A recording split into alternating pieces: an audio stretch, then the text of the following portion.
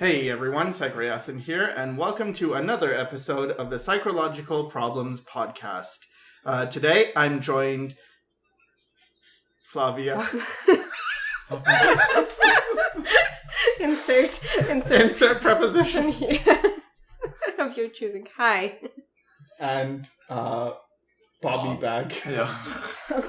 Oh, that's an unexpected trio. I didn't expect them to say that. Yeah. Yeah, you had so many guests on these things. They're always different. Who knows who's gonna show up?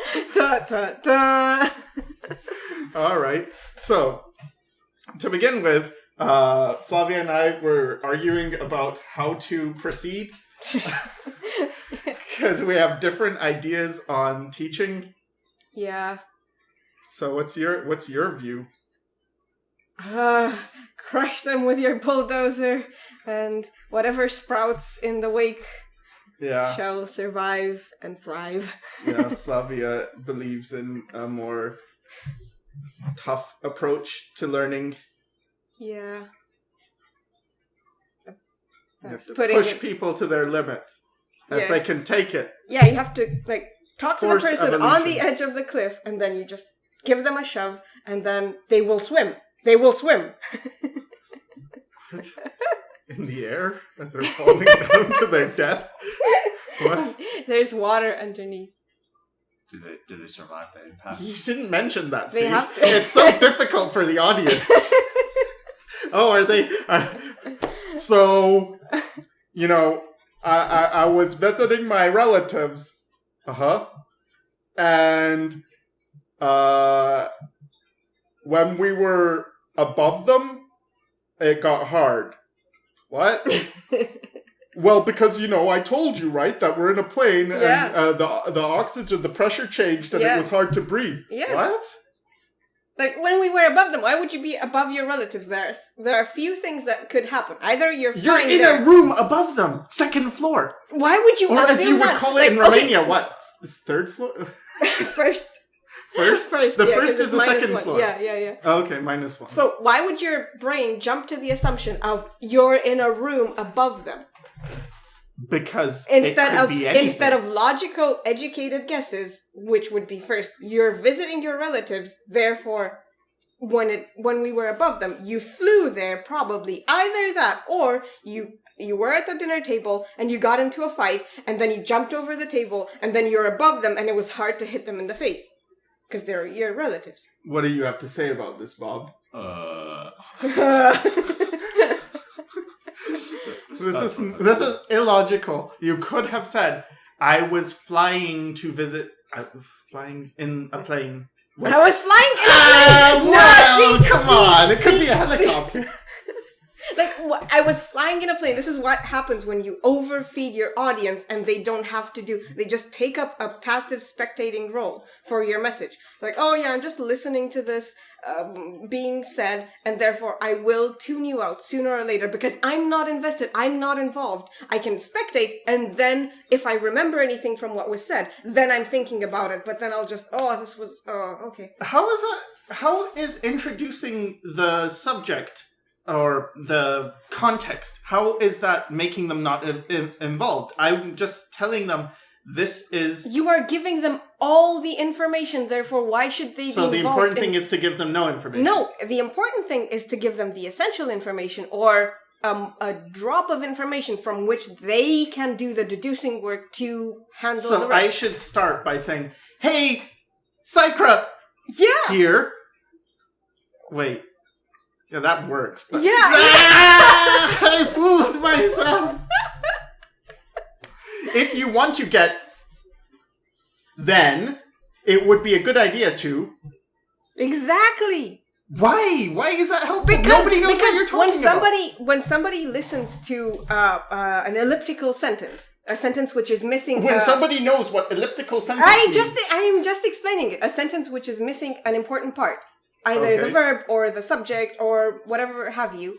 Yeah. Their brain will kick into gear to I detect a problem, I detect an inconsistency, therefore I will pay more attention because your brain is trained to look at inconsistency in your environment. It's like, oh, is this a threat? Is this something of interest? Is this food? Granted, it's not food in this case, but it is something of interest. That there's a rift in the sentence that you're expecting it to go this way, and it's not. Perhaps you expect people or most people to be doing this. I do. But what if they don't? That's a problem to be fixed. That's not something to be encouraged. Encourage them and cater to them doing less work than they could do, because they can do the work. They can follow harder sentences than, I don't know, the news is saying. Because this is what's been perpetrated a lot since the 50s. Since they started doing their radio things, and then, ladies and gentlemen, today we have a news flash report, and then the president has done this. Like, what? Why wouldn't your brain just tunes that out?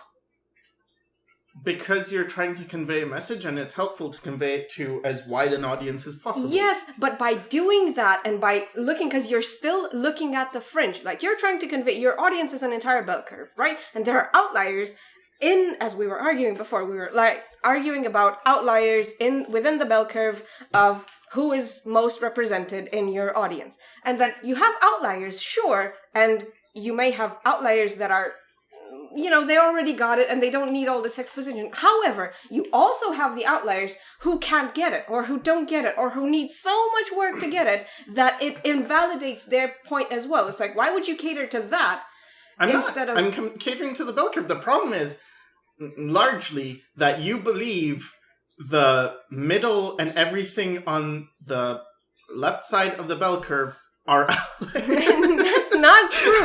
That's not true. What I believe is that the bell curve has become skewed and shifted and sort of lopsided because of the way media has gone on and on and on conveying points. It's like, you need all of this until you get to your point, which could have been said in out of an hour. You could have said this in 5 minutes, and the rest of the 55 minutes you could be thinking about it, reflecting about it, making your own decisions, making your own conclusions, making your own choices, growing, instead of, you you laid in your chair and you stared at the screen, and for an entire hour you were spectating whatever was going on in front of you. You didn't intervene. You didn't take much away from it other than, these guys are talking about something and they have opinions. Oh, cool. They have opinions. There's not enough room in an explicit sentence for your audience to get involved into it. There's no, because if you say everything, what are they gonna add? I don't know. I get what you're saying. However, I do think there is value in clarity. Yes, clarity. Clarity is one thing, but chasing after clarity will lead you to the lowest common denominator. And if you are catering to the lowest common denominator, first of all, you're really underestimating the majority of your audience. Because they're really not that. It's only a short, tiny segment of your audience that is that. I don't think my audience is the lowest common denominator. Exactly, that's what I'm saying. It's like catering to a handful of people who say, I don't get it. Either because they can't do the work of thinking, or they won't do the work, or they're used to not doing the work. Because, you turn on the TV and they just tell you what to think. You read a magazine and it just tells you what to think. You don't seek out information. You don't seek out facts. You don't dig deep enough to find your own truth, your own reality. It's like, you are living in what's been just spread around you. You're living in other people's blah, blah, blah, blah. All right, that's a great lead-in into our topic for the day. One of them. Okay, so what do we do? Which one are we starting with then? I don't know. Let's do the color thing. All right. So it seems so trivial now. Yeah. Bob. What do you have to say, Bob? You're just the backing vocals. Yeah, exactly. So, how are your cold sores, Bob? They're, well, you can tell by the sound of my voice, probably, and the way I'm talking, that it's pretty bad. No. All right. So this color thing, where let me start with a neutral canvas. So I was thinking about this question a long time ago, and I was gonna make a video on it, and then I thought, no, this is not a good video. Let me not do this. Lately, I have been second guessing myself all the time. It's probably not good, but that's just what's happening. It's probably not good. I've been second guessing myself. It's probably not good, but oh well. Yeah. I've like very little confidence in teaching, but I'm gonna try and go through this anyway. So, yeah, but now I'm catering to what? The less than the bell curve? No, you're just second guessing. You're second guessing. Okay. So I was wondering about the question, what is your favorite color, right? Because people ask that of kids. They ask, what is your favorite color? And I thought about it, and I thought, people usually evolve in terms of favorite colors, where they go from things. Maybe they don't, but to an artist, it has a certain kind of development, which I thought might be interesting to share. And so I thought I would go through a timeline of, I guess, what my experience was and why, and where it led to. So, okay, so as far back as I can remember, my first color that I liked, because I thought about this, what is your favorite color? I'm like, I don't know. And I thought, okay, maybe like a sky blue. I don't know why I thought this, but it seemed that blue was an acceptable answer for a boy. I don't know why I thought this, but it seemed like blue was an acceptable answer. You answered your own question. Because blue was an acceptable answer, therefore I said this. And then the next thing I did is I saw this color that was probably around this, like a turquoise.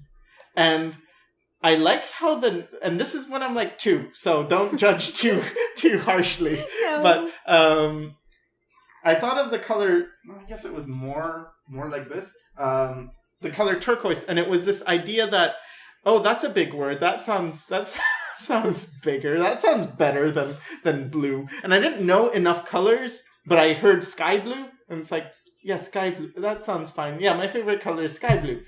And then if I thought about it, I thought, what do I really like? And I thought, oh, I like black.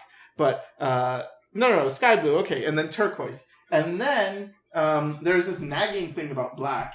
But I heard somewhere black isn't a color, it's a shade. And people were saying this all the time. Black's not a color. It can't be your favorite color. Black, no. Yeah. And then I thought, I kind of like purples, but a certain kind of purple. And I don't know how I got this, but purple was not a good color to like for a boy at the time or something. Oh. It was something that it wasn't that accepted. I like how every one of your choices has the social thing attached connection. To it. Oh, how will this make me look? It goes a long way to saying what I am. So then I thought of like indigo, because it was dark, which is like, oh, it's close to black, maybe a bit more like that. And it can be considered towards the blue. So I got that covered. So it is a color. And it's towards blue, but it's got purple in it. I like purple. Which color should I like so that it leaves me with no openings? Exactly. Pretty much. And then it got back to the point where I was more rebellious. So I'm like, no. What color do you like? I like black. So for a long time, black was my go-to thing. It's like, this feels right. It describes how I feel inside, what with the black heart and all, and the depression. And yeah, let's go with black. But I kept these, and then as I got older, then what?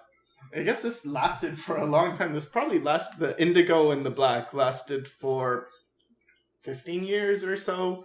I guess I was in my 20s when I started, or not 20s, I was probably like 16 when I started thinking about reds. It's like kind of like red and black together, and that sort of changed. Maybe more like no, my friend.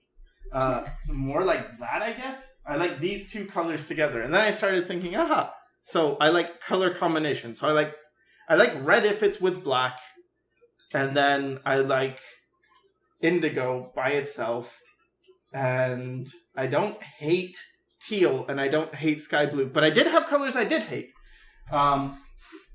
Hated orange. I thought orange was terrible. I didn't like green. The closest I would get to green that was acceptable was this color, which is similar to the turquoise.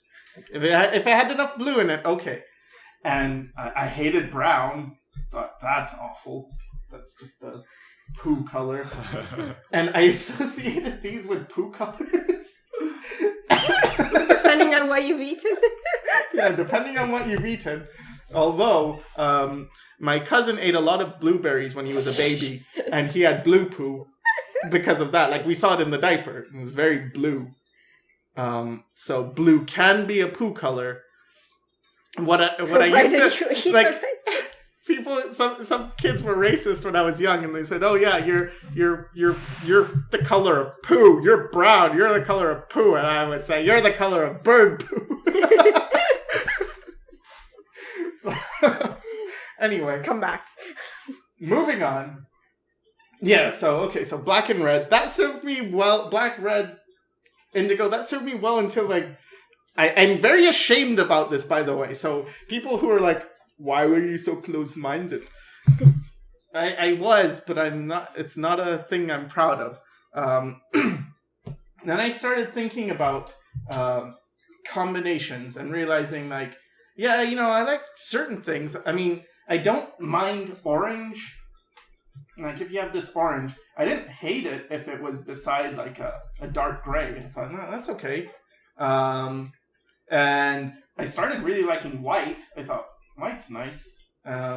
Even yellow with black, I don't mind it. It's pretty okay.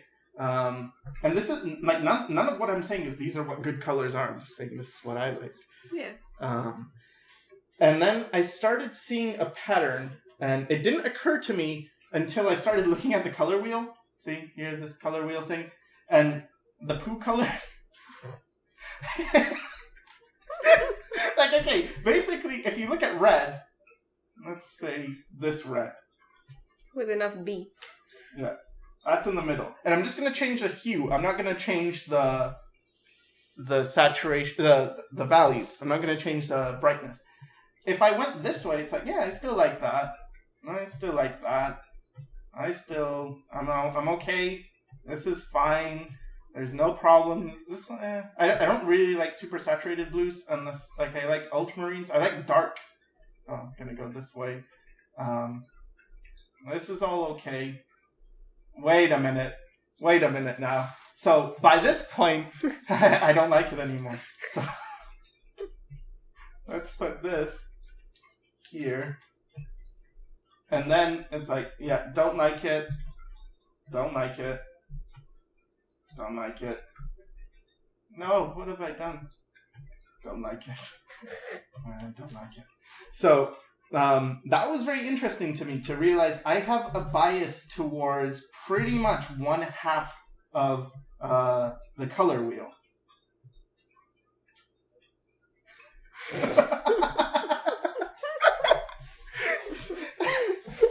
And that led me to consider, like, oh, I have a tendency towards things. And later on I realized, like, oh, I like pastels. I don't mind them because they seem to work together. And I started being more interested in color harmonies, like what worked with something else.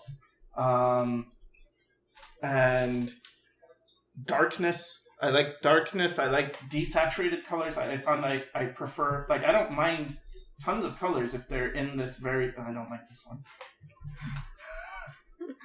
But if they're darker, it's like, you can get away with a lot. But I thought that was something, for me personally, interesting, that I had a bias towards a color wheel, a side of the color wheel. And I wondered if other people are like that. Are you like that? Well, when we started talking about it, we pretty much discovered that we both have a bias, and it's on the opposite sides of the color wheel. Yeah. Like, we have gaps, in each other's, like in our own halves of the color wheel. But if you combine, it's like, oh, I don't like green. I like green. Oh, I don't like orange. Oh, I like orange. And then for myself, it's like, yeah, if it's, I like orange, but only if it's with this. And I had a pretty similar evolution to yours. All right. Do you want to describe your evolution in color? Sure. All right. Sure. So let's turn that layer off. Okay. This will be. Don't injure yourself. I will try. So the reason I say that is last time Flavia used first time I used first and last time Flavia used the Cintiq. It was what, 20 minutes to 20 super minutes. bad pain. Yeah. So okay, will you know if you're getting injured? Because you could just use a mouse. Just use a mouse then, because the mouse will be fine. Okay. I don't want to risk it. Okay, so when I was really young, I remember liking pretty much all the colors. I remember liking colors because they were interesting to me, so I don't know how to convey that, I guess. Everything at once. And then that was until I was maybe 6 or 7. And then I discovered black. Much like you. Should I make it bigger? Yeah. Alright. So I discovered black. And that as well lasted me for quite a few years. It lasted for quite a few years until I was sort of discovering greens, more like army greens, I suppose. More like desaturated dark greens, and there's some variety in it, but I know I really liked certain types of greens combined with black, but only a certain type of black and only a certain type of material and only a certain type of fabric. So for me, it was about context more than just, greens, because I was very into camouflage prints. And the ones I found initially were all like, oh, green, army green and whatever. And then I discovered blue camouflage. It's like, oh, this, if done well, this has a pleasant feel to it, even though I didn't really like blue.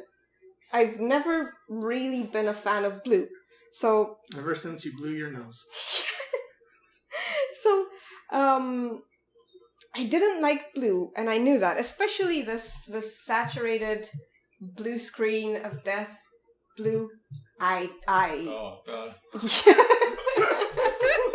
Yeah, no, not. We all agree on that one. Yeah, we all agree on this one.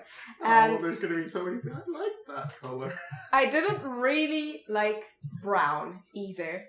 That's not brown. There we go. Yeah, like these things, like no. And I really, for the longest time, maybe until I was 20, I hated certain type of dirty yellow, more towards orange, like all of this thing, especially when paired with red. Because what it did is it reminded me of fat tissue on top of flesh. Because when you look at a dissection, or when you look at a piece of meat that has fat or lard on it, it looks like that. And you have... Your mouth's watering. Yeah. And for myself, I really hated handling that material. Because it's disgusting. Handling fat is disgusting. It's for me, at least. For me. Maybe there are people out there who like handling fat, and... They're called chubby chasers. Yeah, but for me, I really hated this color combination. And then, I went through this weird burnout episode when I was 18 to 19. And then my taste changed in terms of food, in terms of color, and in terms of light that I liked. So until then, I was pretty much stuck to black and camouflage and a certain type of, I guess, crimson, you would call it. A very saturated red family, maybe towards purple, but not too much out of that. And then I realized light exists. So you can move towards these things, which are more But you put that in your dislike color pile. Yes, because what happened is my dislike pile began to shift. And it began to dissipate because what happened is I was introducing things into the colors that I really hated, and that made it better. It's like, oh, if I put a certain type of orange next to this gross, dirty yellow that I hate, I actually don't mind this yellow. And if I make it a bit greener, it's mustard, and I hated mustard color. But then, oh, if you put this purple and this oxblood reddish thing next to it, oh, it actually works. And if you put this other shiny thing next to it, so it just expanded into a lot more things. And I discovered, oh, patterns have rhythm to them. It's not just colors. Patterns like, oh, if you have the same arrangement of these three colors, the orange, the yellow, and the desaturated light yellow, you can arrange them in many different ways in stripes to get different results. You can have a thicker proportion of, a bigger proportion of orange, and it'll look a certain way. And you can have a bigger proportion of the whitish thing, and it will act like which is the base and which is the accent. And that's, like, ever since then, I've discovered that colors don't really matter as much as the context they're in. However, in the past, year of talking to you, we've discovered that I have another bias, which is the value range. Oh, okay. So, to preface that, I have to say I have really bad eyesight. I'm very nearsighted. Yeah. And because of that, I have photophobia. Which means that when it's really bright outside, my eyes really hurt, and I get very unpleasant. I have photophobia too. I hate photos. I hate myself in photos. Yeah. Yeah, so my eyes really hurt, and I get very annoyed because I can't tell contours as well when it's super shiny outside and bright and black. Oh, it's nice weather, it's sunny, but god damn it, I hate it. Yeah. So the weather, if it's overcast, like, I can tell anything. Or if it's, like, dark. If it's nighttime outside, or if it's twilight. It's like, I can see everything!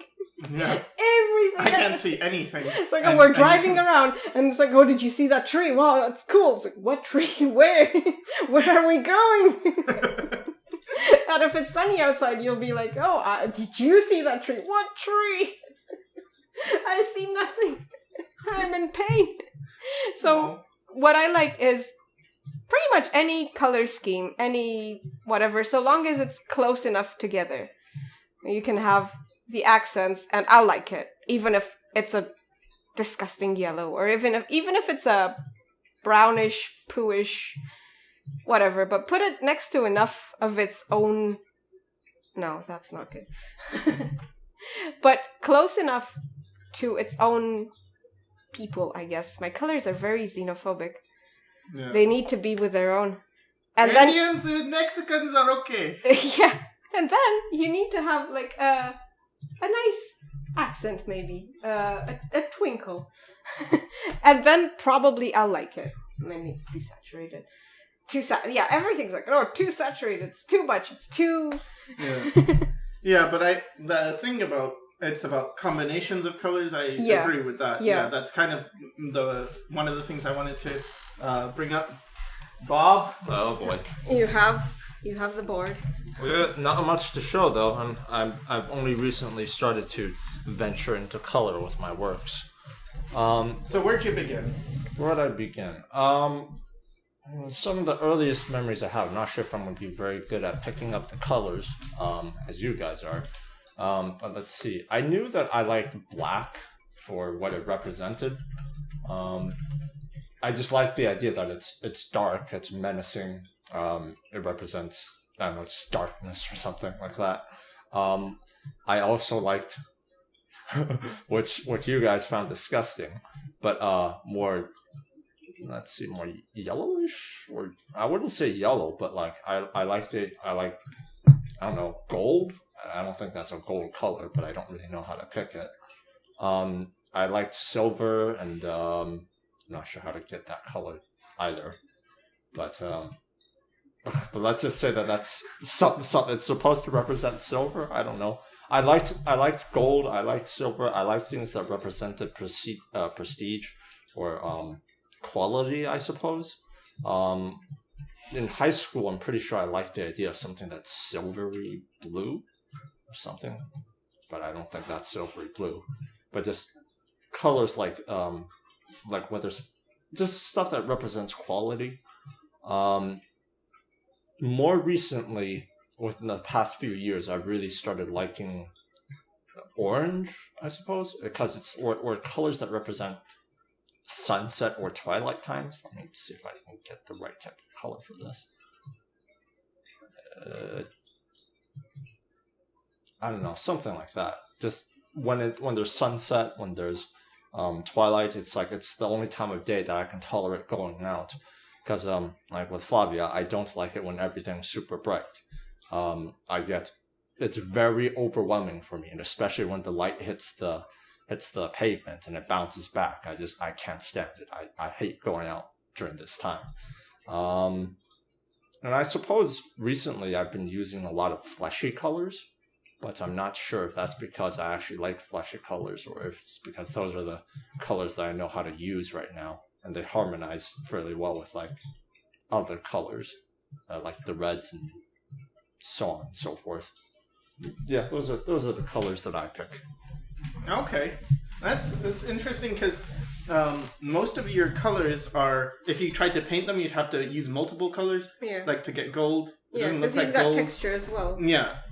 Doesn't look like, and same with sunset. It's not one. Yeah. It's the combination of. Yeah, it's the range. It's a range of colors together. Yeah. Right. That's interesting. But for all of us, a lot of our initial color choices are very. What does this represent? What does this remind me of? It's very symbolistic thinking. Do you think there's anyone who likes colors that isn't in that? Like, do you think there's any other way to see color? I think so. Yeah, I think so because there is that initial programming of how you said it. It's like, oh, this is sky blue. Mm. This is an animal type of thinking. Like, oh, you look at this and you associate it very, very strongly with the sky.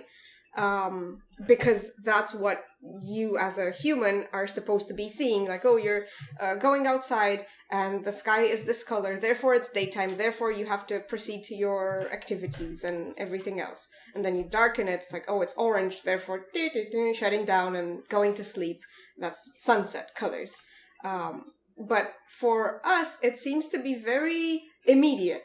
Like, oh, I handled fatty textures and I didn't like it, therefore this represents this. And for Bob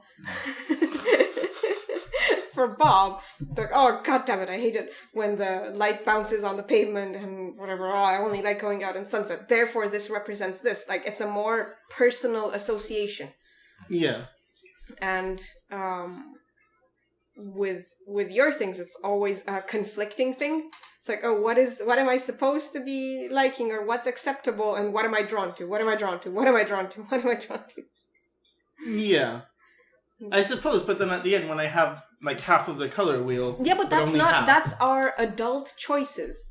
Uh-huh. Our adult choices are ever on the expansion, ever that's on the true. Understanding more about. Yeah, but the things aren't really. It's more color wisdom, I guess. Yeah, because when I was a kid, especially when I was younger, I had a lot of trouble with magenta. Because it was like that's very foreshadowing. Okay.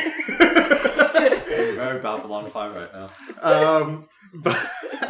But it was like, I don't like pink because pink is for girls and pink. Yeah, like, exactly. But it's close to purple, and I kind of like it, and but I'm not sure. So it was very like difficult. Our things as children were very reactive and very immediate.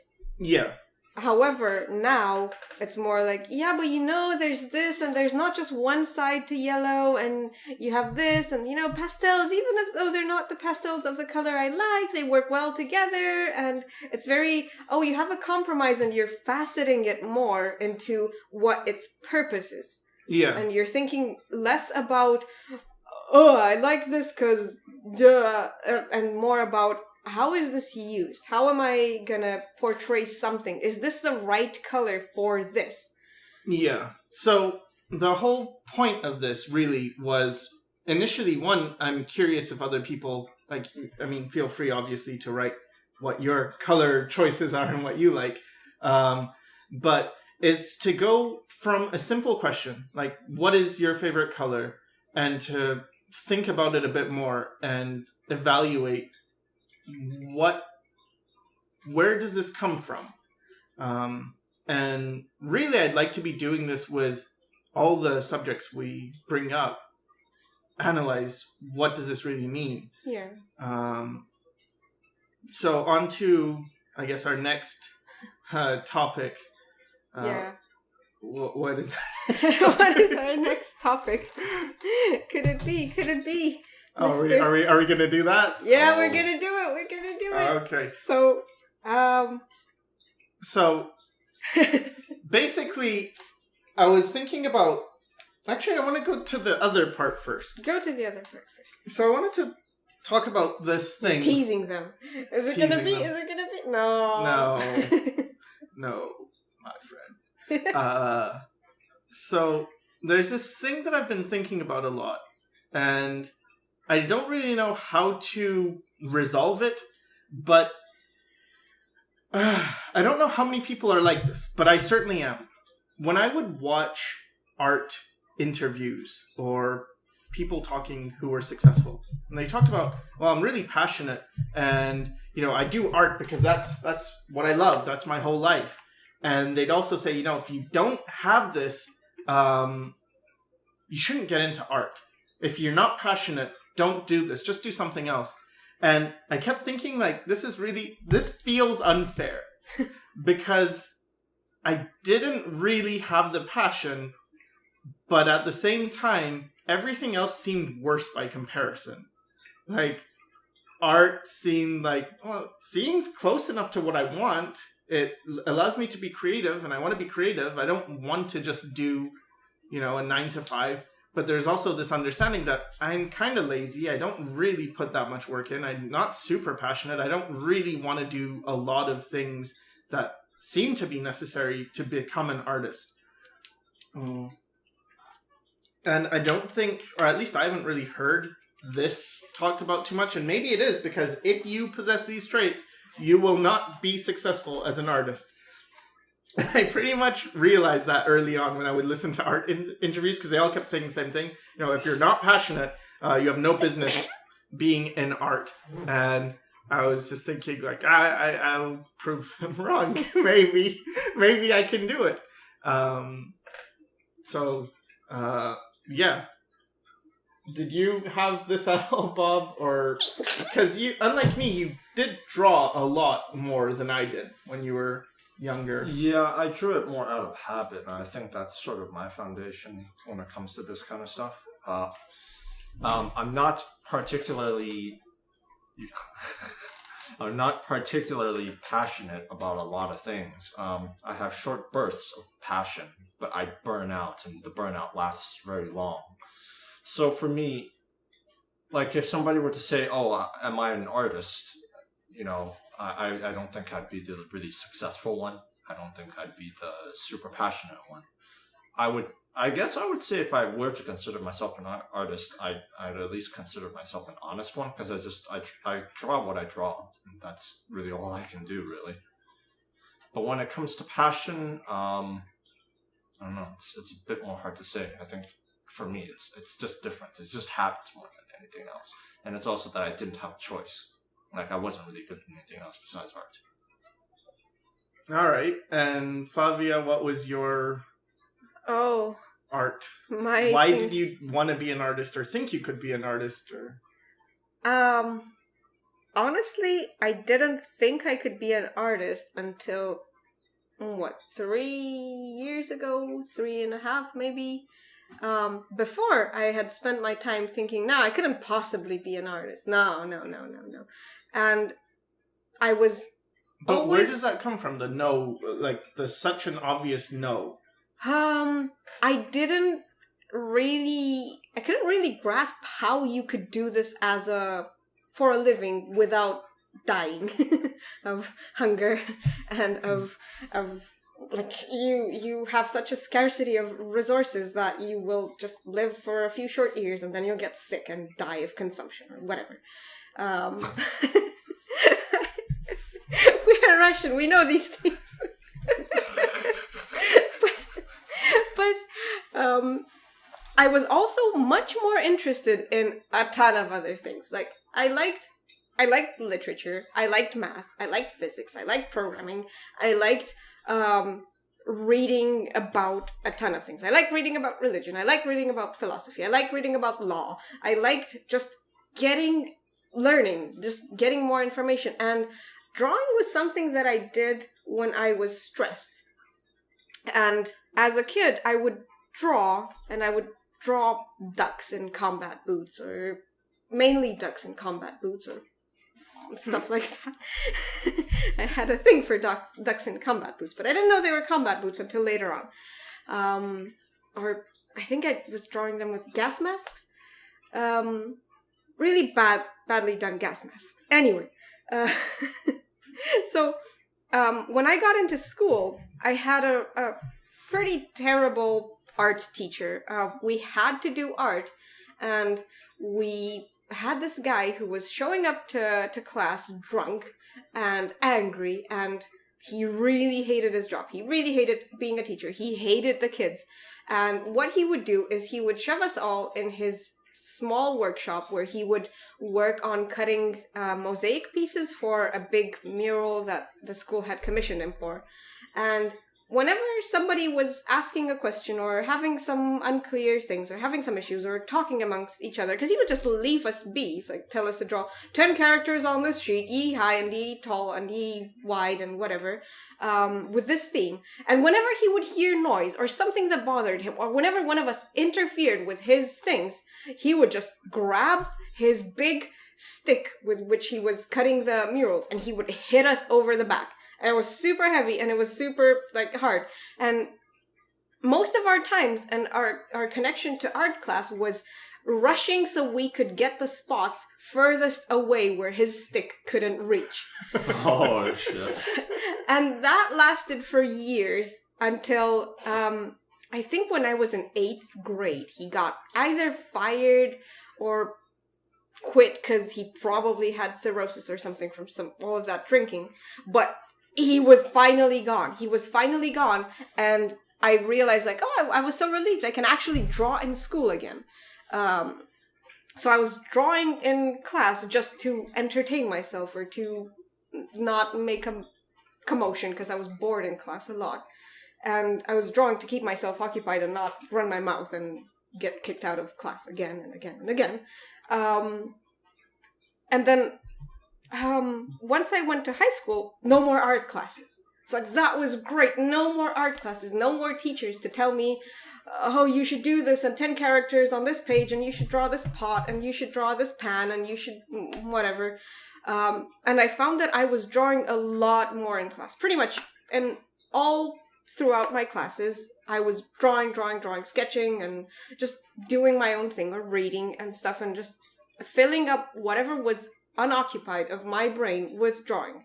But I never thought that, this is more than just a reaction, like an earthquake thing, an earthquake detector, a seismograph. Your hand moves because you're anxious and your hand dances to your anxiety. That was my thing. It's like, I want to keep this to myself, actually. I don't want to draw 10 characters on a page for the rest of my life, because that's what I thought was institutionalized art or professional art. That's what I feared it was all about. And I did toy around with the idea of architecture for a while, because I thought, this is close enough to drawing that it fulfills something, but it's not close enough to the drawings I make for myself to take them away from me. And I focused on more intellectual practices because I had a lot of interest. Psychology was a thing that I was interested in before I even knew it was called psychology. So that was a good choice to go into. I don't really regret it. I only regret not acknowledging the fact that I was also very interested in art and how afraid I was that if I do this, I would want to make it work.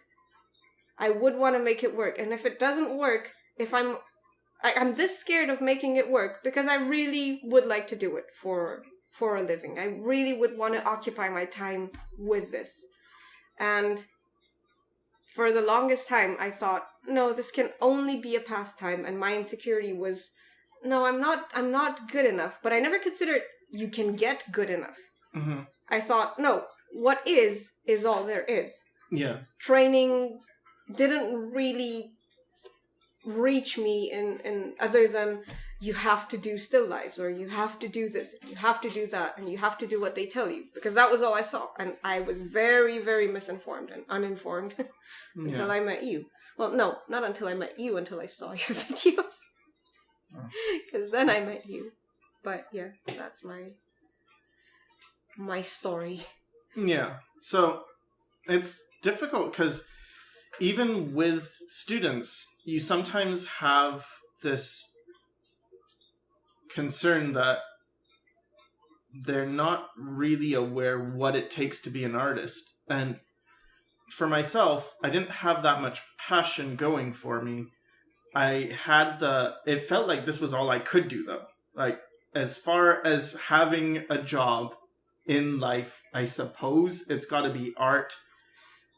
Music I would have done if I had training or something or experience, but I didn't have that, so it felt like that was out of bounds. And then writing felt like it's a second to art. How come you thought that music you could only do if you have training, but with art it wasn't really that? Because growing up, people would talk about how, oh, you've practiced music, you have to practice, and you have to start from a young age. This was something I heard, but with art it was all about talent. Oh, they're talented. All I heard was people saying, oh, you're good at art, you must be talented. Oh, this artist is very talented. How misleading. I thought, am I talented? I wondered, am I talented enough to do this? It wasn't until my 20s that I learned, oh, you can learn art. It's possible not to be talented. Before it was more like, kind of like, you have a lottery ticket, but it's in an envelope, and you're not sure if you've won, and you have to check it eventually to see, did I win or lose? But you can't check yet. And the only way you can check, and just hoping. So I can't verify this. I guess you don't need an envelope, you just need the numbers to come up. Yeah, there's my experience with lottery stuff. But anyway, I just don't know. I don't know. Do I have the golden ticket or not? And the golden ticket seemed to be talent. And then after it became, oh, you can learn this. And that was a bit actually relieving in a way. But then I was also scared because I hadn't had any formal training to that point. And it seemed, I didn't know how good was. I would see people's work who were professional, but I had no idea how long it would take to get there, or if it was possible to get there, or what happened, what it takes to do that. So I was very much unsure. And then just by virtue of sticking with it, because I had no alternative. I mean, this is one of the things that I suppose I may not have a talent, but I had this belief that, so being depressed, I became very suicidal. And a lot of people, when they're suicidal, because I did have I did make suicide attempts and clearly didn't succeed. But a lot of people sort of give up at that point. And the way I saw it is, I am willing to die. This I know. I have gone through enough to, end up at the hospitals and things. Like, I did want to die. This was verifiable that I did want to die. And I did think, or I didn't believe life could get better. But that afforded me a unique perspective. Because it's like, wait a minute. I'm willing to die. Because I used to be super afraid of being homeless. That was my biggest fear, is being homeless and not being able to support myself. And I just didn't want that to ever happen. So I have this fear of being homeless, but I also am willing to kill myself. And why not just take the risk then? Because if I fail at art, what's going to happen? Am I going to be homeless? No, I'll just kill myself. Okay, so I have an out now. So it sort of gave me the courage I needed to pursue art, because it was, Yeah, what do I have to lose? Yeah, what do you do if you had nothing to lose? Yeah, and then it seemed like, well, just do art. And it lasted long enough. And of course, if you've heard my stories, you know that, I was on government assistance for a while, which did help me pursue art and art education a bit. But yeah, it got me far enough that I discovered that it's not actually about passion, it's about mileage. And the people who have the mileage, who put in the work, tend to be the people who are passionate. And everyone else gives up before that point, or seems to give up before that point. And so I did become an artist, like professional or whatever, by virtue of just sticking to it and believing that, I guess, if this fails, I can always kill myself. It's not a terrible philosophy. Yeah, it's not a terrible philosophy. It's probably the most creative view on suicide I've heard in a while. Yeah, because otherwise it seems pointless. Like, what? You're suicidal and you're not going to use this. You realize how much of a boon this is. You're suicidal. It means you can kill yourself. You've overcome the survival instinct. Now you can achieve all your dreams. Pursue your dreams. From suicidal to pursue your dreams in one sentence. Yeah. Only on your channel. Well, it seems like the opposite side, like two sides of a coin, right? Yep. The other side to the coin. If you have nothing to lose, then you have everything to gain. Yeah. No fear of failure, right? Yeah. So, what scares me, though, is when people... Because I wouldn't say talent is the most important thing. And because of that, I and many other people have talked about you don't need to be talented to be good at art. But there is something that does matter more, and it seems to be dedication. Sticking to it and also being realistic in understanding how much work it takes. And when I see someone who only has dreams, I want to be an artist, or especially I want to be a concept artist, but they don't have they're not dedicated, and they don't have mileage, and they're not really understanding what it means to be a good student.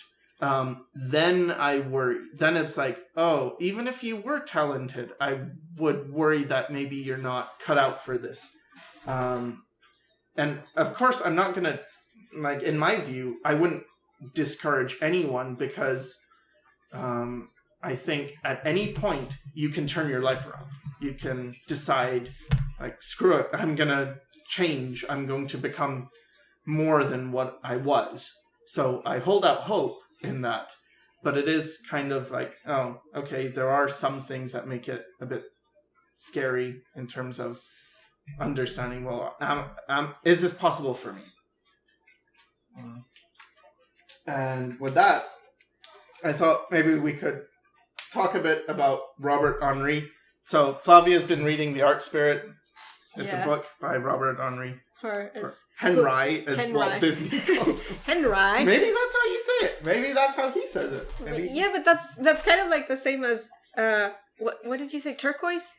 It's turquoise because it means Turkish in French. Really? Yeah. Wow. Oh. But it's like turquoise.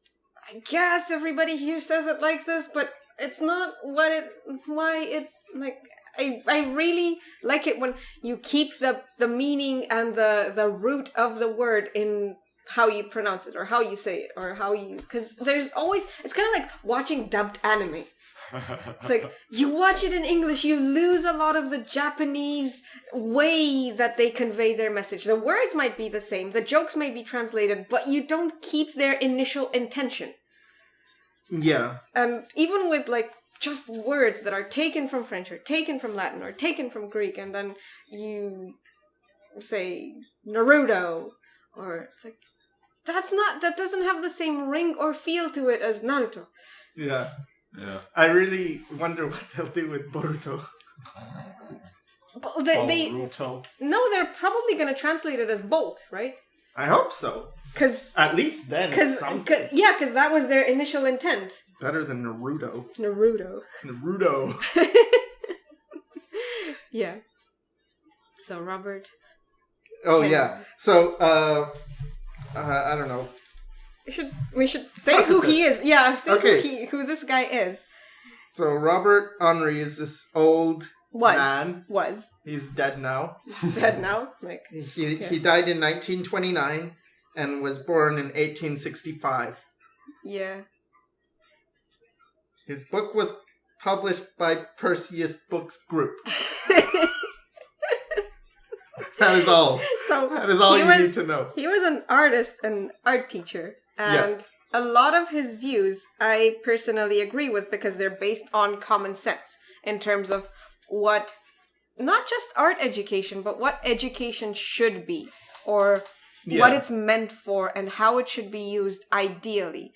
And for him, my biggest sadness after reading his book was that he was so idealistic and he had high hopes for everything. but he didn't realize the cyclical nature of humanity. Yeah. All right. So I start at the some students thing. Yeah. All right. So this is what? It's about art school, but it's not just about art school. It's about how to think.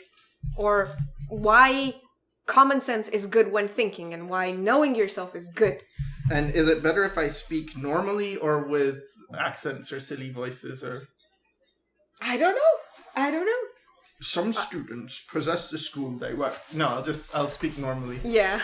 All right. Some students possess the school they work in. Others are possessed by the school. Does that sound like you? Like this is what's in... Yeah, we're gonna stop and comment along the way, so it's not all from the book, but this is a very that's all in a nutshell. It's all there. What are you, a slave to your environment, or are you using your environment to better yourself? Yeah, I agree with that. Yeah, some students, they're possessed by the school, and some of them possess the school. Yeah, that actually makes a lot of sense to me. Yeah? You mean? Yeah. Okay. Alright, should I keep going? Yeah, okay. This me. Let a student enter the school with this advice. No matter how good the school is, his education is in his own hands. All education must be self-education. Yes. So say we all. I agree. Let him realize the truth of this, and no school will be a danger to him. The school is a thing of the period. It has the faults and the virtues of the period. It either uses the student for its own success, or the self-educating student uses it for his success. This is generally true of all schools and students of our time. And it continues to be true. Yeah. Do I have to keep... I just keep going, or...? Yeah. All right. You can butt in if I say something that you feel... I agree with pretty much all of it. I agreed before, and You agreed when I was still in diapers. Yeah. When I still liked sky blue. Did I tell you I don't really like sky blue anymore? You didn't. I think I stopped liking it once I discovered indigo. Oh. Poor sky blue. Yeah. Goodbye, blue sky. Okay. It is up to the student whether he becomes a school-made man or whether he uses the school as a place of experience where there are both good and bad advices, where there are strengths and weaknesses, where there are facilities and much information to be had from the instructors, and how much to be gained by association with other students. He may learn equally from the strong and the weak students. There are models to work from and a place to work in. The self-educator judges his own course, judges advices. Why does he always say advices? That's how it's said? Not advice, period? No, that's probably how he was saying it, like, advice coming from multiple sources. Uh-huh. Okay. Judges advices, judges the evidence about him. He realizes that he is no longer an infant. He is already a man. Or a woman, I guess, now. Or yeah. has his own development in process. No one can lead him. Many can give advices. But the greatest artist in the world cannot point his course, for he is a new man. Just what he should know, just how he should proceed, can only be guessed at. A school should be an offering of opportunity, not a direction, and the student should know that the school will be good for him only to the degree that he makes it good. It is a field for activity, where he will see much, hear much, and where he must be a judge, selecting for his special need and daily discovering his need. When we have bred a line of self-educators, there will then be no fear of schools.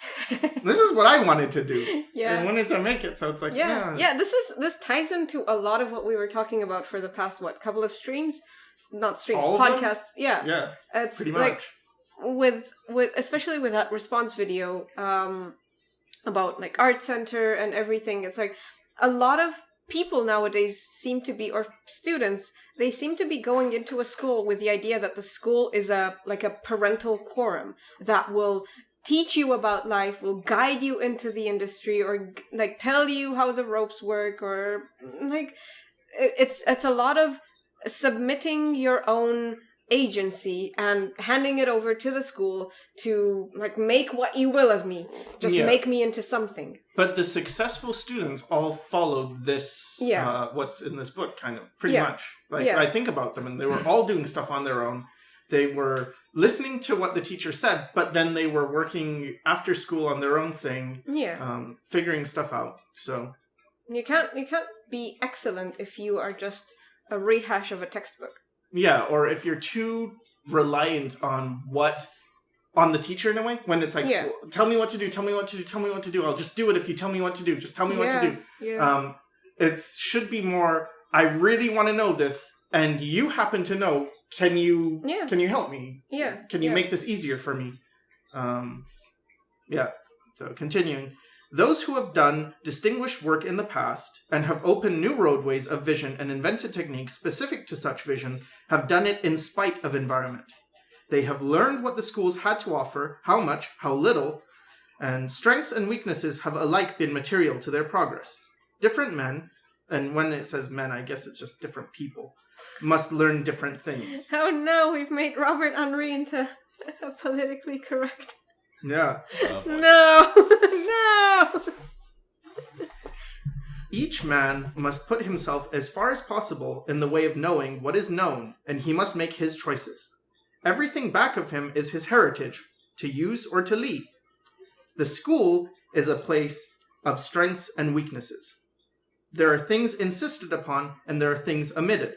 There are all sorts of advices, good and bad, and there are advices that will serve one and not another. This is pretty much what we were saying the last time with, if you want to learn gesture, going to a school that's super heavy on perspective might not get you there, or vice versa. Going to an animation school to learn industrial design. Yeah, because it all hinges on know why you're going and what you need out of the school that you're going to. Yeah. And it's pretty redundant. He was saying the same thing in different words, but... should I continue? I guess just skip to the parts that you think are I don't know the parts. I haven't read this. You did when I was in diapers. Years ago, considering my memory. Okay. I'll just continue because what do we have? A couple pages left? Yeah. The man who goes into a school to educate himself and not to be educated will get somewhere. Yeah, that's what I just... Yeah. Is that the same thing? Yeah, but it's good. It's worth... Like, Robert Henri, we take out all the pages in his book and just write, yeah. What's annoying is, like, he'll say a sentence and it's like, God, I make a whole video just to say that one thing. It's much better when you just... The man who goes into a school to educate himself and not to be educated will get somewhere. Yeah. Yeah. He should start out a master of such as he has, however little that may be. By being master of such as he has in the beginning, it is likely he may later be master after years of study of much. That's pretty deep. Yeah. That's pretty important. Yeah. So you are a master of what you have. What you start with. Yourself. Yeah. You have to hone whatever little you come into it with and know why and how you function and why you function and how long you function and in what context you function and for what purpose you function. Grab hold of yourself and master yourself! Yeah. Isn't that called masturbation? Yeah. Do not be an amateur! You must have achieved mastery through years of hard work. Master yourself. Oh, you're gone. Yeah. That's okay. He should not enter the school with any preconceived idea of his destiny. When I first read it, I'm bad at reading now, but I read dentistry. Boy, did I go into school with no knowledge of my own dentistry. Oh boy. And then it just starts talking about teeth. In fact, he should be open and free. His aim should be to search deeply and work hard and let the outcome be what it may.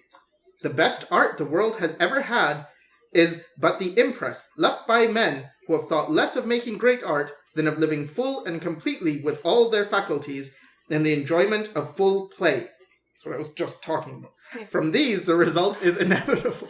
Yeah. A lot of people that I see, not just in art, not like everywhere, it seems to be so much fear. And like from the emitting sources, there's a lot of fear mongering. If you don't use this, then you'll suffer this cancer. You'll be alone forever. You'll be unsuccessful. You'll be homeless and starving on the street. You'll never be a good artist. You'll never be this. You'll never be that. Unless you follow our formula, or unless you subscribe to our newsletter, or you listen to our radio and follow our advice. And it's so like, where has fear been in making, like, you might be afraid of being less than what you want to be, but that's you competing with yourself, not you competing with an external image of what you should be. It's like, how much do I fit into what society would fashion me into, instead of, am I the person I want to be? Am I proud of who I see in the mirror? Am I proud when I think of what I've accomplished? Do I like showing people my work? Do I like the work? And this is one of your students, I believe it was Holly, who said something that I thought... You don't name drop! Sorry! Anyway, this is a good thing. She said something that was very, very wise. So Holly, if you're listening, I thought that was a great thing. She said, I want to be proud. I want to like the work that I'm showing people. And I think that's pretty much the crux of it. And I think she deserves props for it. Like, yes, you should be showing people things that you're not ashamed of. Things that are what you want to be known about. Then how would I show them my face?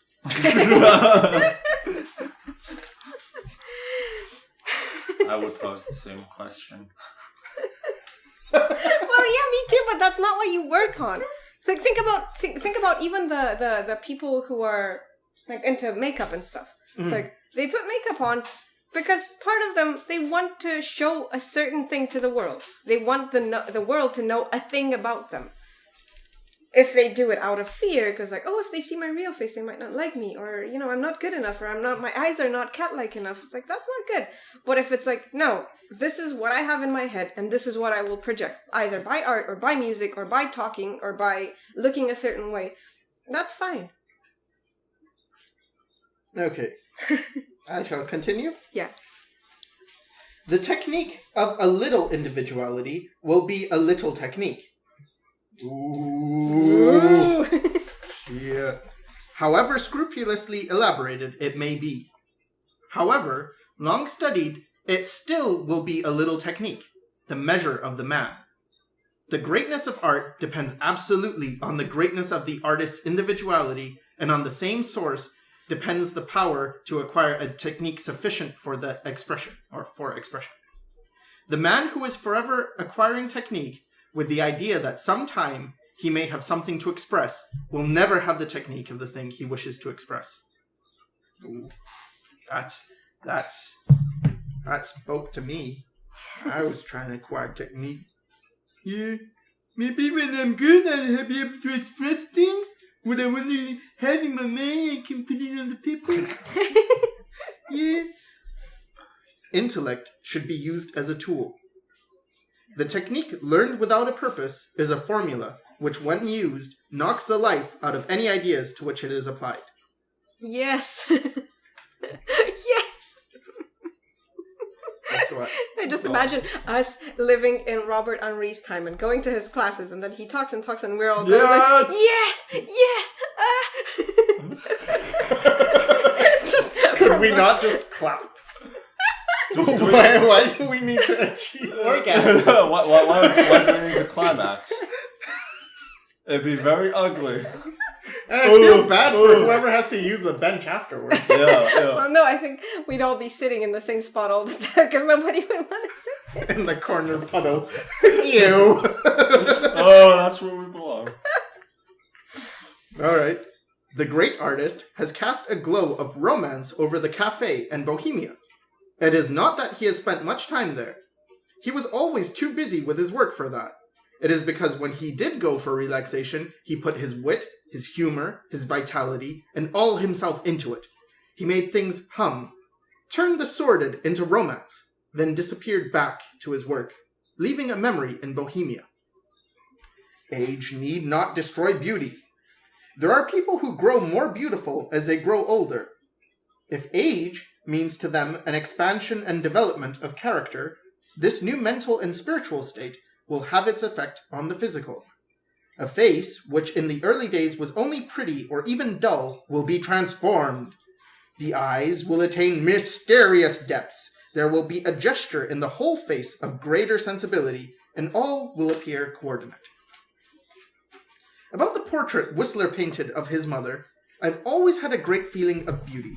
She is old, but there's something in her face and gesture that tells of the integrity of her life. There is nothing wabbly about her face, as there is in the faces of those whose integrity has been uncertain. A wonderful record of woman's beauty would have been lost to the world if her son had not seen fit to look for any other beauty than that which was present. There she sits, and in her poise one reads the history of a splendid personality. She is at once so gentle, so experienced, and so womanly strong.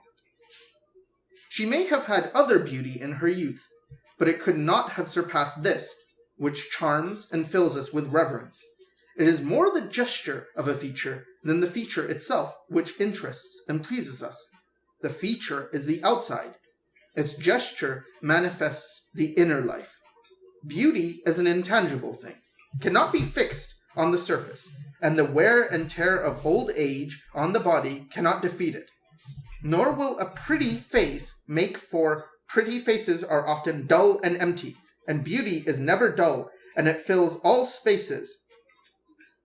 The dull face can be found on sites such as ArtStation. Or Pixim. Yeah. I don't know, I just kept thinking of that. Yeah. What is popular on Drawcrowd? And it's like, it's good work. I mean, in terms of technically, it's good. But it's technically it's dull. It's like, it's pretty, but it's not exactly deep. what he's talking about. I wonder, Robert Henri browsing ArtStation. Just a commentary. This is the scathing poetry. Yeah. And then he talks about lace. So skips the lace.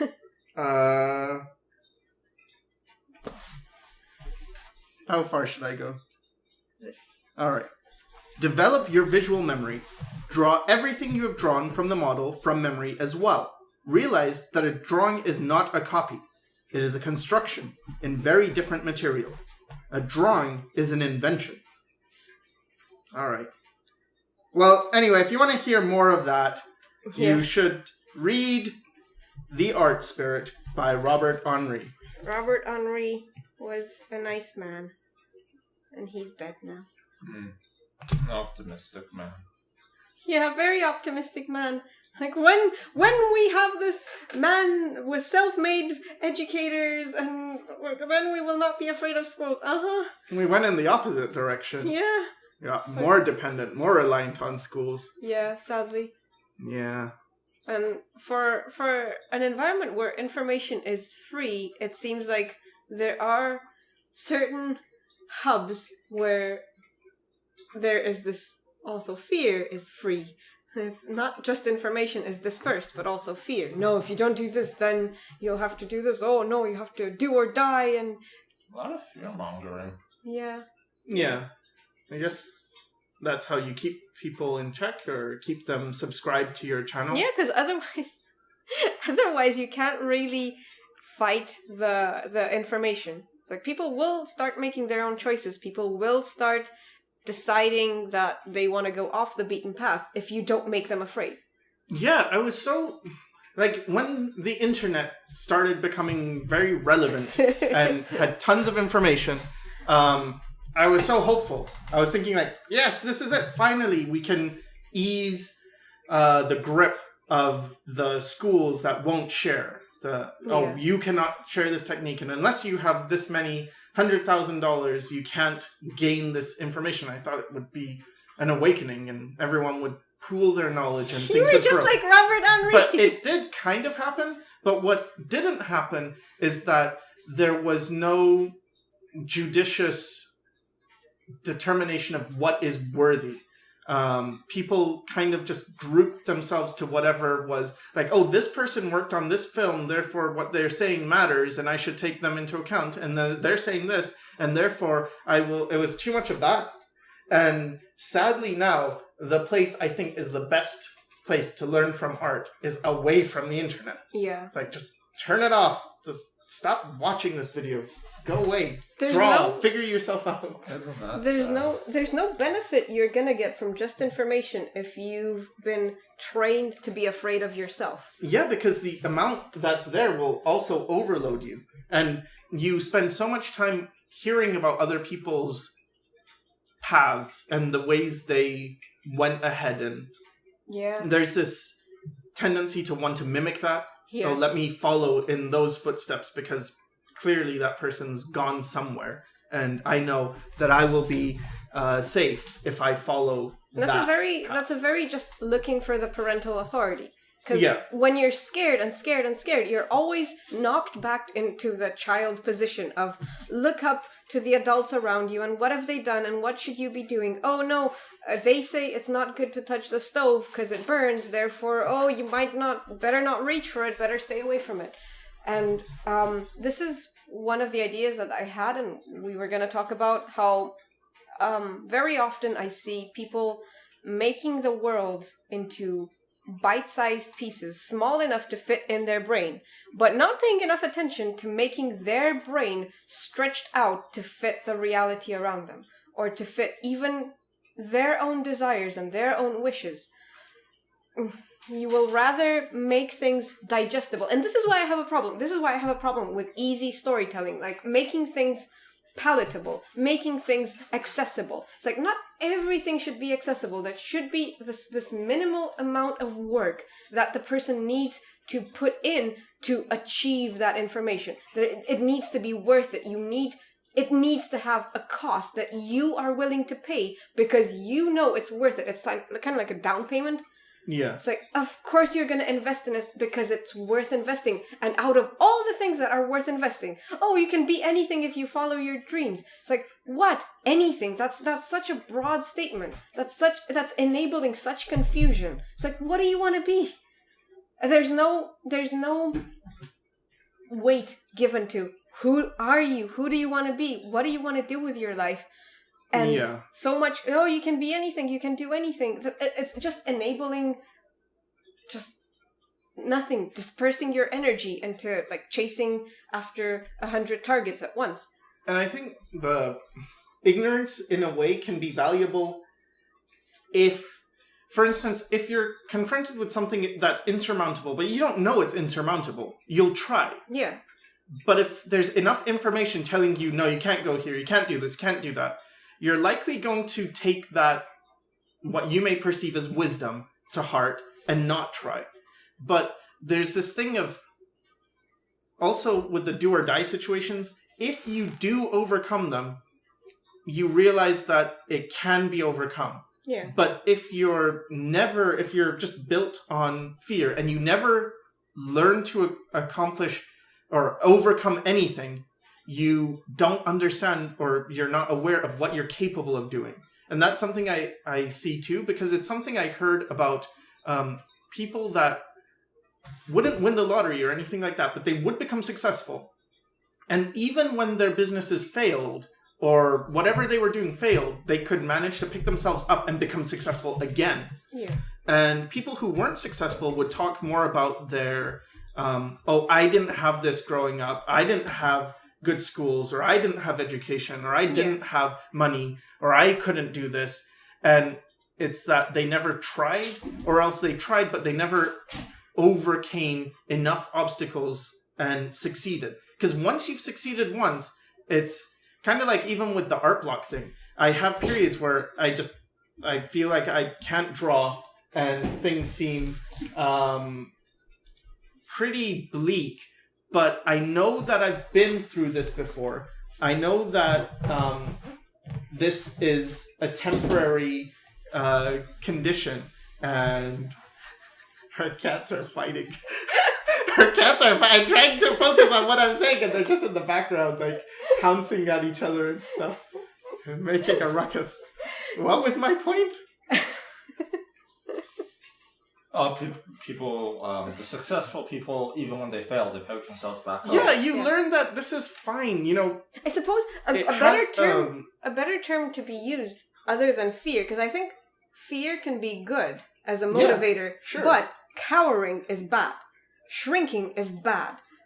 It's like when you have fear and you choose the flight instead of fight.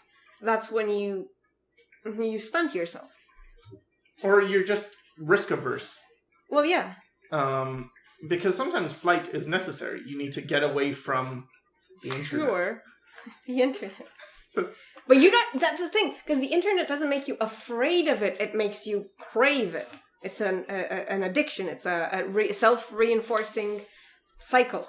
It's like, oh, crave more, eat more, ingest more, fill your time up, because the fear is of not succeeding, and that's what you're fleeing from. I find the thing that I fear probably more than anything is losing agency of my mind. And having undue influence, in a way, is that. Yeah. Being exposed to too many things. For instance, if I feel like, well, I don't know, I just keep watching videos, or I keep it's like, wait a minute, this is not good. Yeah. Because you're not choosing something that you would like. Because if you ask, is this how you would like to spend the next hour? Would you like it to be just looking at dumb stuff or things that don't really matter? They're inconsequential. Yeah. I mean, maybe if I wanted a break, it's like, yeah, that's what I need. But otherwise, it's like, oh, I really was going to do a drawing, and then I got distracted. Yeah, but if you needed a break, would you choose to let me decide what inconsequential things I want, or let somebody else decide what I'm going to click next, or what's going to come on? Like, okay, you said if you needed, then would you let me? What? No, not me. You mean if I needed, would I let me? Yeah, would you want to decide? Yeah, would you want to decide, oh yeah, you know, I'd rather watch this, or would you just automatically click on something that is taking advantage of a connection formed in your brain, like the clickbait stuff? Yeah. It's like, oh yeah, this is on the side. Oh, this is showing up anyway. It's like, that's a lack of agency in your break. Where do you think focusing on self-knowledge leads in the end, though? Because this is something I'm wondering about. The idea of discovering yourself and, chase this. We don't really have the thing we don't have the pot of gold at the end of the rainbow to offer. That's because everyone has a different pot of gold. Yeah, but in a way, it limits what you can, or the strength of your argument. Because what someone who says, do exactly this and you will get into this industry and get this job offers is something concrete, something that, I can find work. Whereas what self-knowledge offers is your life could be anything. Yeah. It's up to you to figure out. And on top of that, you may screw yourself over. That is an option. So, like, this is similar, less in intensity, to a very very bad scenario that happened with communism. Romania was under communism for maybe 50 years, and then after the fall of communism, everything was suddenly, whatever happens. You're not sure whether you're going to have a job, because whatever the communist regime was taking from the citizens, it was giving them security of job. It was giving them security of a house, a place to live in. And for a great many people, this was a welcome trade-off. I don't want to think. I don't care if I don't think for myself. I don't care if my life is preordained. I don't care if I have to eat what they give me to eat, because that's all they find in stores, so long as I don't have to worry. Mm-hmm. And they actively encouraged this idea that worry is the worst thing you can have.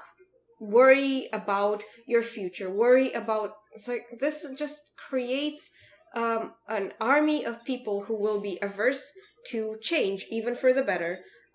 This makes an army of people who will not be able to think for themselves, who will not be able to make reasonable and healthy decisions. This creates a lot of people who would prefer something stale to something fresh and good, just because the stale thing is what they've become accustomed to.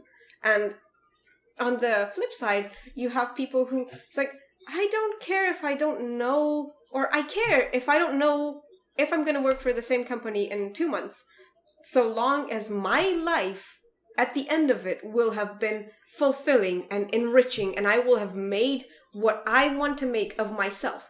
And for a lot of people, they're very afraid that this doesn't mean much. What they want to make of themselves doesn't mean much, but it means everything. Yeah. It means... like, you as an individual are your own goal. How can you be fooled into thinking that's not enough? That's not a good pot of gold?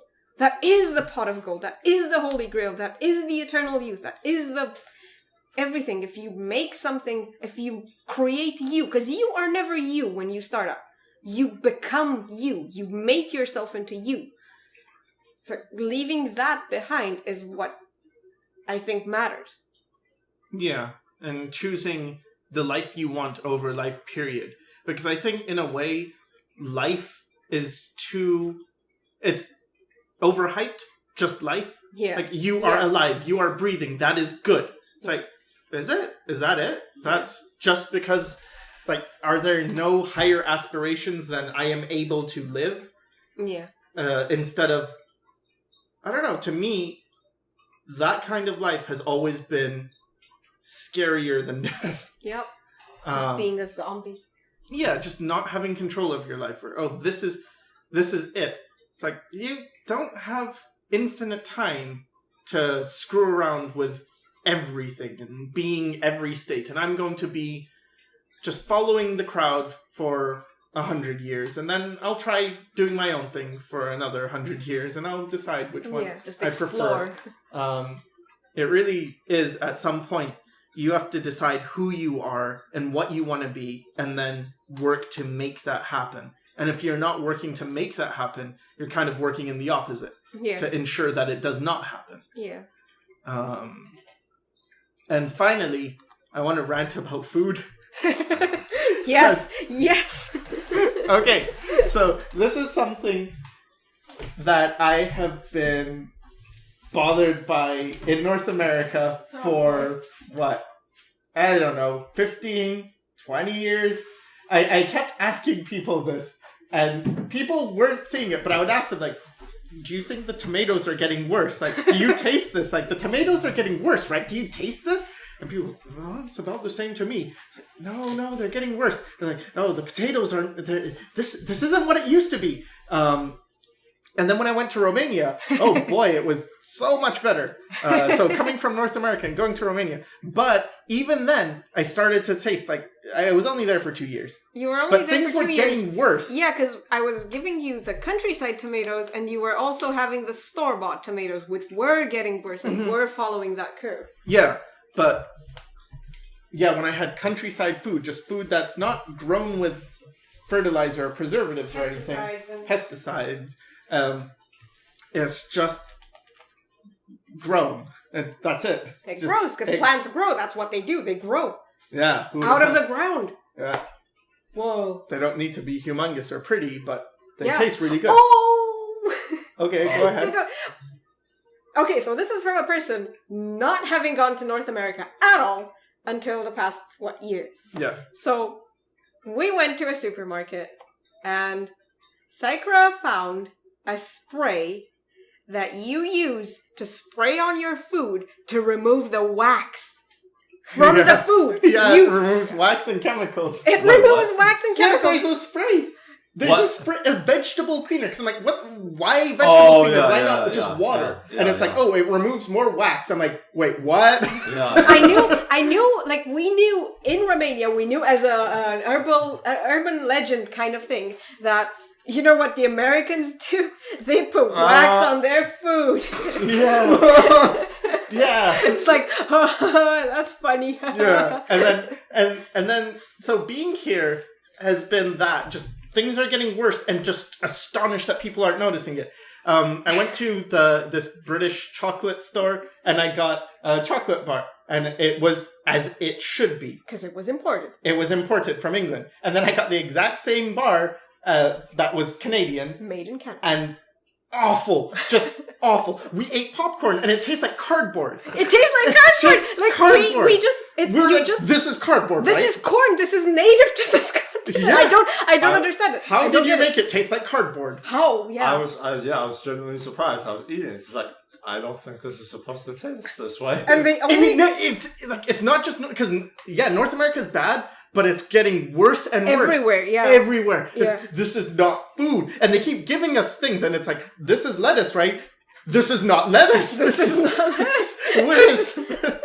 And you eat a burger and it's dribbling and it's drizzling with some ooze that you can't really identify. And there's so much salt in everything. If it's not salt, it's sugar. If it's not salt or sugar, it's fat. And usually it's all of those three combined. There is like everything tastes like sugar. Yeah. I had a slice of bread and of white bread. Oh! Okay. And it tasted like cake, but bad. Yeah. So the bread that when I came back, because I was in Romania. As I hope I don't sound super douchey and full of myself now, because it sounds kind of hipstery. But anyway, they had like our softest bread ever. I'm like, since when is that like a thing? You have to be the softest ever? Not like it tastes better, just our softest ever. Yeah. And then I got one loaf and it was wet inside. It wasn't even cooked properly. But fine, that could just be, okay, fine. It didn't cook properly. How but is when it it's fine? all the time. How is it fine? And it's just... How is it fine? It's bread. It's not fine, but I mean, it's excusable because it could just be that one instance, you know. Oh, come on. They just didn't cook it well that one time. How many times did we eat? How many times have I eaten food and gotten sick here? A lot. Pretty much all the time. Yeah, it's pretty terrible. I get so depressed after eating it. So is it something you know? Okay, if you're from North America, do you notice this? Or am I alone? You're not alone, but are we alone? Yeah, are we alone? It's like, if you don't notice, it's only going to get worse. That was the thing I was so afraid of. Because I would ask people, do you notice? Do you notice? And like, no, it tastes the same. And no. Because if you can't tell, they can keep doing this to you. Yeah, they can keep screwing you over. And to us, I have so much trouble finding things that are edible for me. You found a Mexican tomato. I found Mexican vegetables, certain ones that are fine in terms of taste, but it's like they want to sell vegetables even when they're off season because they want to make more profit. However, what that does, thankfully for Mexico, because it's in the weather that it is, they're in season pretty much all the time, and I suppose that works to my benefit and everyone else's benefit. But they put so much stuff in them. They put they taste the tomatoes, the ones you find everywhere with all the wax on them. It's like get rid of all the wax, and they taste like watery stems. Like I've eaten tomatoes from the countryside that I have grown in the garden, and the stems tasted like that.